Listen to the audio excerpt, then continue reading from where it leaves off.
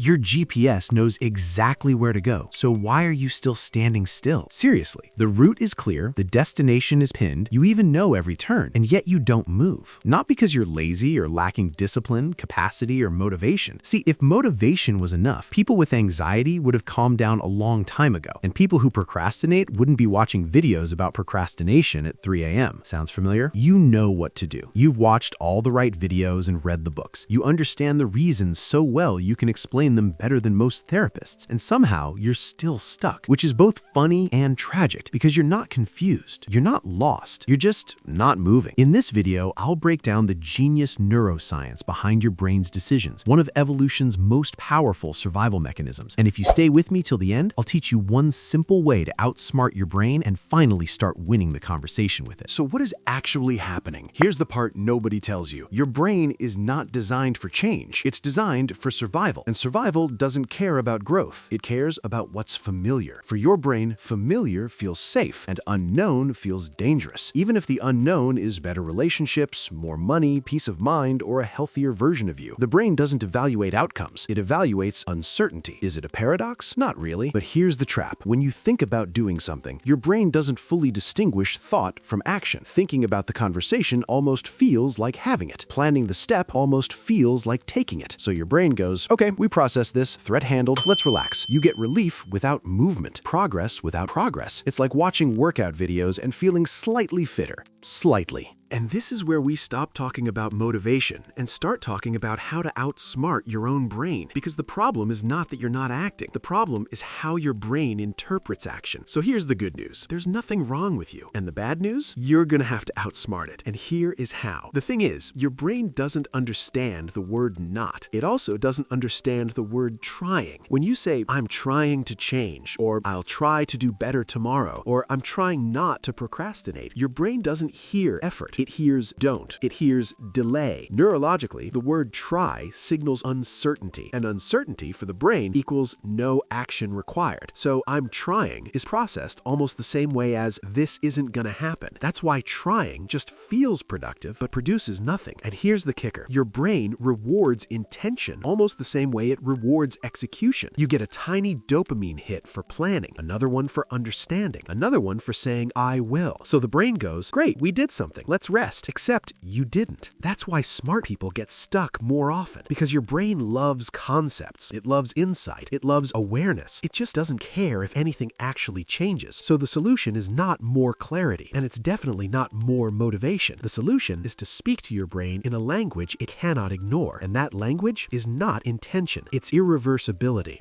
That's what the principle of minimal irreversible action is about. All it says is this. Instead of a big, brave action, you pick one minimal and irreversible one. Something so small your brain doesn't panic, but so real it can't be undone by thinking. For example, instead of telling yourself, I decided to talk, just send the message. Instead of telling yourself, I'm starting the project, create the file with today's date. Instead of, I'll try to change, do one thing that removes the option to stay the same. Because once something is done, your brain switches from resistance to adaptation. It stops asking, should we, and starts asking, okay, what now? And that's where movement begins. By doing these small actions, you trick your brain into building a new neural pathway responsible for actually getting things done. On a small scale, these actions go almost unnoticed by the nervous system. They bypass the alert and panic barrier while training your brain to follow through with a plan, quietly, almost without it noticing it. So if you've been telling yourself, I know what to do, I'm just not doing it, now you know why. It's not laziness and not lack of willpower. It's just a brain that hates uncertainty and loves postponing responsibility. Which reminds me of one of my favorite quotes by Mark Twain. Never put off till tomorrow what may be done the day after tomorrow. Your brain loves that quote. It's basically its life motto. But here's the twist. Tomorrow is not a time. It's a character. And that character has ruined more plans than fear ever did. So before you leave this video, don't plan anything. Don't decide anything. Just do one minimal, irreversible action. And then come back here and tell me, what's the smallest thing you could do today that your brain wouldn't panic over, but wouldn't be able to undo either? I'm genuinely curious. If your answer is, I'll think about it, well, that's your brain talking. Thanks for watching. If this helped even a bit, you know the drill. One quick tap for you, a big win for us, and a friendly nudge to the algorithm. Really appreciate you being here. See you in the next one.